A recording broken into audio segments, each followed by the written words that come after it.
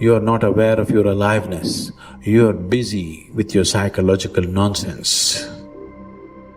Your thoughts, your emotions have become, your psychological reality has become far more important than your existential reality.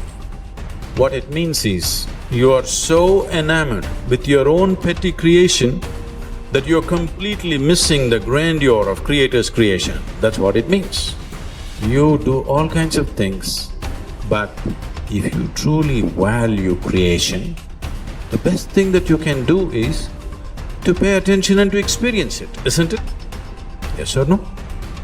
Most people are waiting for their life to change. Yes. So they can feel gratitude, to feel abundance, to feel whole. You know, that's the old model of cause and effect, you know. So if you're living with emptiness, you're living with lack, you're living with pain, most people have been conditioned that something out there has to take away this emptiness or feeling inside of them. But if you believe that you're creating your life and you're living by lack, well, lack isn't going to create abundance, right? So then it makes sense then that you don't really actually create wealth, you generate wealth, you generate abundance. So the moment you start teaching your body emotionally what that future is going to feel like before it's made manifest, well, your body, as the unconscious mind, believes it's living in that future in the present moment.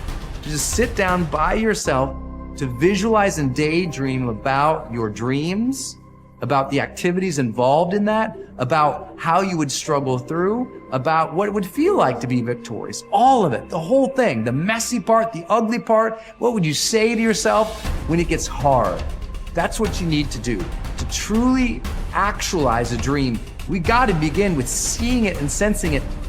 The good, the bad, the easy, the difficult, and the victory. How you would like your life to be, what you would like your character to be 3 to 5 years down the road, if you were taking care of yourself like you were taking care of someone that you actually cared about. So you kind of have to split yourself into two people and treat yourself like someone you have respect for and that you want the best for. That's not easy because people don't necessarily have respect for themselves and they don't necessarily want what's the best for themselves because they have a lot of self-contempt and a lot of self-hatred, a lot of guilt. I think you have an obligation, it's one of the highest moral obligations, to treat yourself as if you're a creature of value. You got to start with that belief in your mind.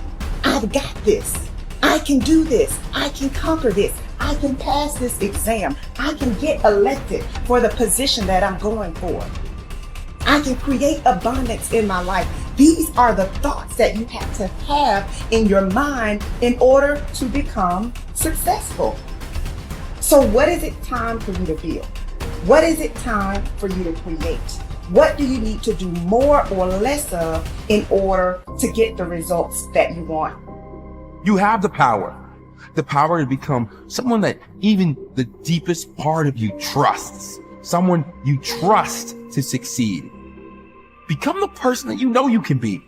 Stand up for your future, for your power, and for you to be something full of the worth that is in you. So most of us came up with our labels based on how we behaved. But really smart people can do stupid things. Really nice people can be mean. Mean people can be nice. And so if you judge yourself too soon, and most people's identity, their labels for themselves, who they think they are, has been based on their past and often many years ago. And so they don't update it. So the metaphor I'd give for identity is like, it's your comfort zone. It's not your goals. So if you took a temperature in the room and said 68 degrees is my comfort zone, physically, emotionally, financially, I want more in my relationship, I want more physically, energy-wise, I want more financially in my career, but this is what I'm used to. And so what happens? People stay in their comfort zone for the most part, and then let's say something happens and you dip, you're a 68 degree, or that's your mentality, and you drop down to 62, 61, 60, somewhere around 60 or 59, the heaters kick on and go, whoa, whoa, whoa. You're a 68 degree, what the hell are you doing? We've all experienced that. All of a sudden you go, I'm not gonna live like this anymore. I'm not gonna be in this relationship. I'm not gonna be fat like this. Now, boom, and you get this drive and you start to change. But what most people don't understand is it happens on the upper end too. Meaning, let's say you got momentum, you start crushing it, you start doing even better than you think. You go from 68 to 70, 88, you're at 98 degrees. Financially, emotionally, spiritually, whatever the metaphor is. And then what happens?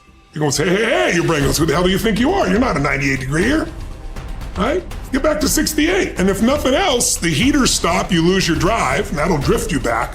And not enough, the air conditioner can kick on, and you start to kind of sabotage yourself till you get back to your comfort zone. So unless you expand your identity, change is temporary. It's like when someone says to me, I've stopped smoking, it's been 8 days. I go, why are you counting? And I say, why are you counting? So you can tell people how long you lasted this time? Like if I went to somebody and I said to you, hey, Louis, you want a cigarette? You're not gonna say, what brand is it? You go, no, Right. I'm not a smoker. Notice how people, I'm not one of those. That's not my identity. Identity is the strongest force in the human personality. If you look at Lance Armstrong, who has a mixed identity now in the culture, this is a guy that had to win and found a way to win. So when he was told he had cancer in his lungs, in his brain, and in his testicles, and he rides a bike, and he's gonna die, his answer was, no, I'm a champion. I find the way. I will find the answer. And he did. Now, unfortunately, he bent the rules around the sport, and it kind of ruined his reputation, obviously. But that mentality, his identity is why he survived. Other people told they have cancer and they're like, it's over, they give up, they start arranging their affairs. And so that psychological difference is the number one thing I work with people on, because unless you expand your identity, you're gonna basically keep where you are. You might improve a little or not, you might go up and down a bit, but you're gonna stay within a realm. If you're gonna have an explosive breakthrough to another level, physically, mentally, financially, spiritually, then we gotta not only give you the tools, we got to shift that internal sense of who you really are and have you find that you are more than anything that's ever happened to you, that you can handle whatever shows up, even if it's incredibly scary or uncomfortable. Personal responsibility is true and wildly optimistic. And it is people's belief system and the value system that they cobble together over a lifetime that will lead them to reject that. And all I can say is reject it at your own peril for the following reason.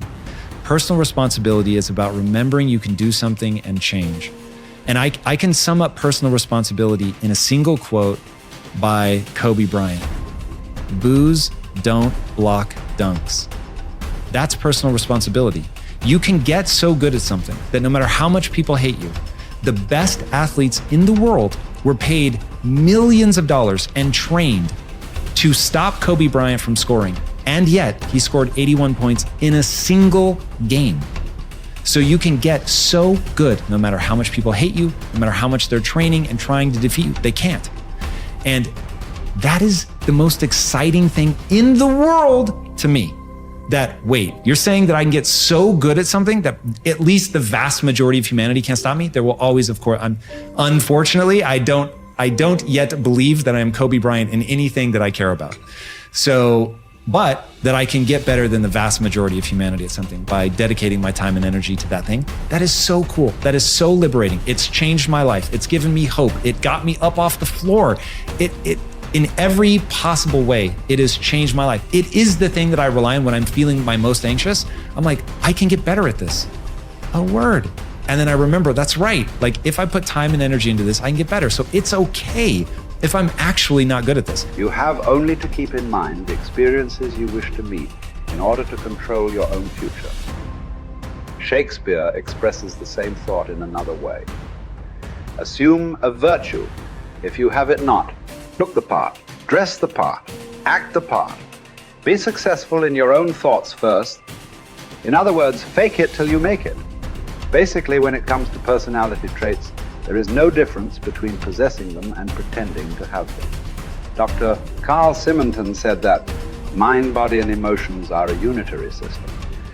I affect one and you affect the others. This means that you can pretend to be confident or courageous, and the cocktail of chemicals inside your body for those attributes will be created, and you will indeed feel confidence or courageous. Pretending you have a character trait such as confidence is not the same as pretending you can scale mountains or play the tuba. Those particular skills must be learned.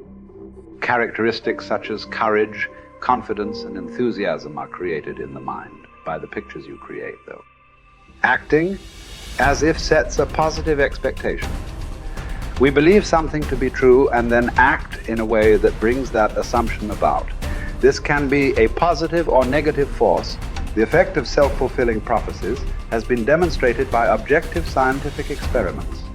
In one study at the start of the 1968 school year, Dr. R. Rosenthal gave a non-verbal intelligence test to 18 classrooms of elementary school students in a Californian public school district.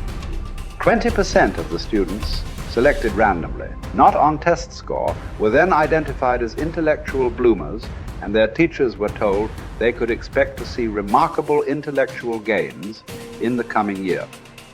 The only difference between these students and the other 80 was the expectations created in the teachers' minds. When both groups were retested 8 months later, the bloomers had gained in IQ points over the other group. This is significant because it shows that altered expectations can result in unconscious changes in behavior that dramatically change the outcome. In another study during the 1970s, 152 cancer patients were assessed based on their expectation and attitude about their treatment, and then each was monitored for 18 months. The results clearly indicated those with a positive expectation about the treatment got the best result. It follows, therefore, that your chances of success in anything in life are greatly improved by positive expectations.